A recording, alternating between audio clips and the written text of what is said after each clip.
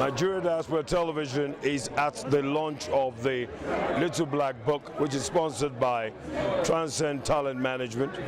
And we have just heard the speech by Mr. Ike Imokwede, who's the chairman of Coronation Capital, former MD of Access Bank Nigeria. And his speech was very powerful, and he talked about the change in economic landscape in South Africa is going to be equally as bloody as the political change that happened 23 years ago. We're glad to be here. It's a very great occasion, and we're looking forward to a great panel, and it's going to be a great evening.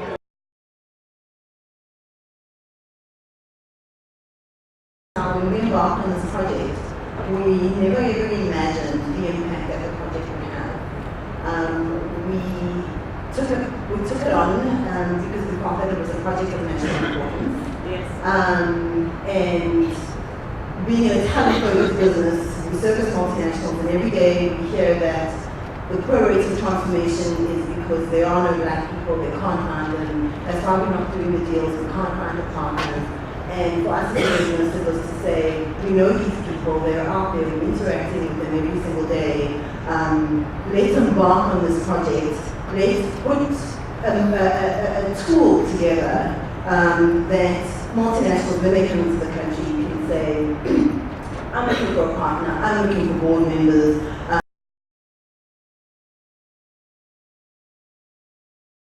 as black people, to start being equally selective about who we actually go into partnerships with and who we do business with.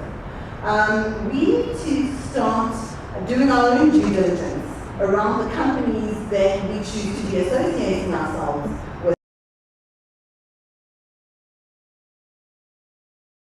By the requirements of the BE codes for the 51% black-owned and controlled companies, through state-owned companies' procurement policies, as well as experienced black investors stepping up to the challenges and the various opportunities.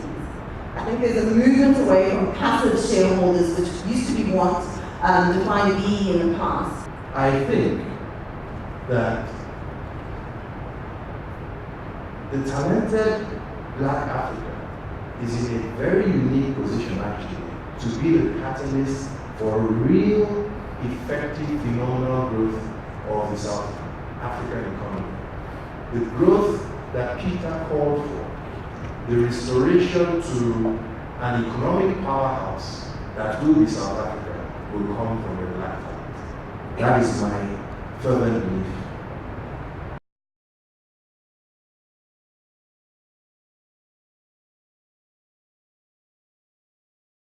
As a corrective economy, we've adopted BEE and affirmative action.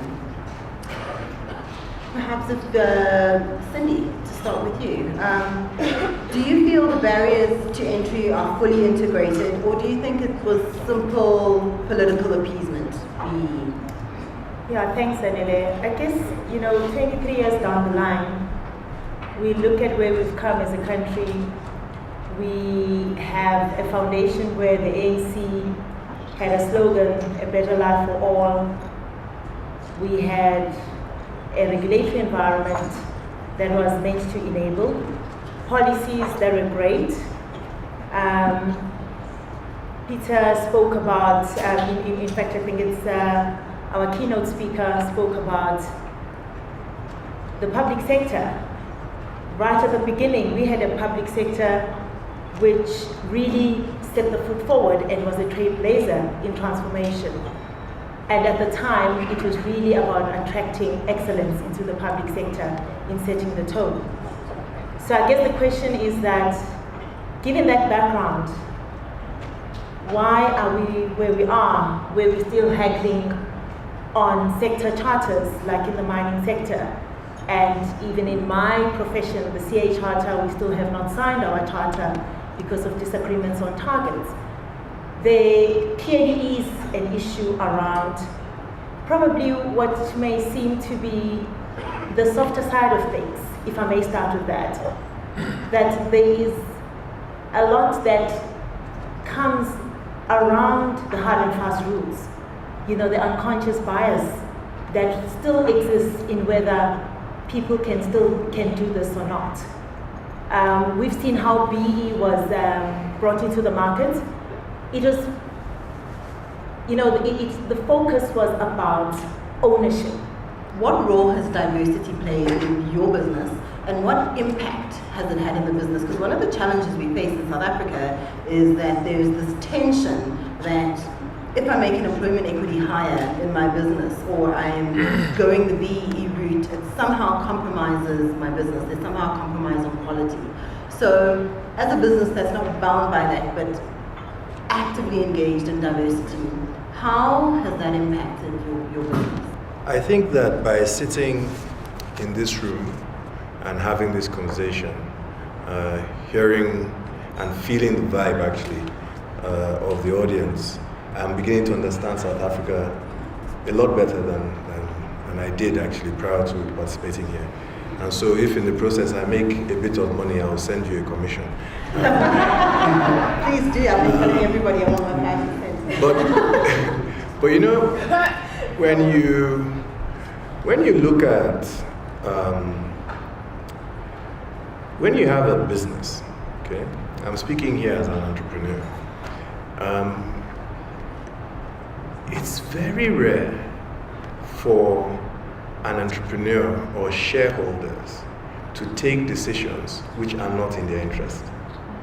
When I talk about interest, I'm talking about wealth creation interest. It's almost impossible for you to have a situation where there is this person, and this person can design a product or can market that product that is going to make your company world class or a market leader, and you're going to not recognize the value this person is going to bring. Okay? And I begin to see that perhaps our biases based in history, based in the reality of our past circumstances, can be so powerful actually that they make us act and think in a manner that's not logical. Okay? So the reason why I have women in the companies that I invest in or have led is simply because with those women I beat my competitors. Simple. I mean, I'm not reading off a UN charter or anything like that, okay?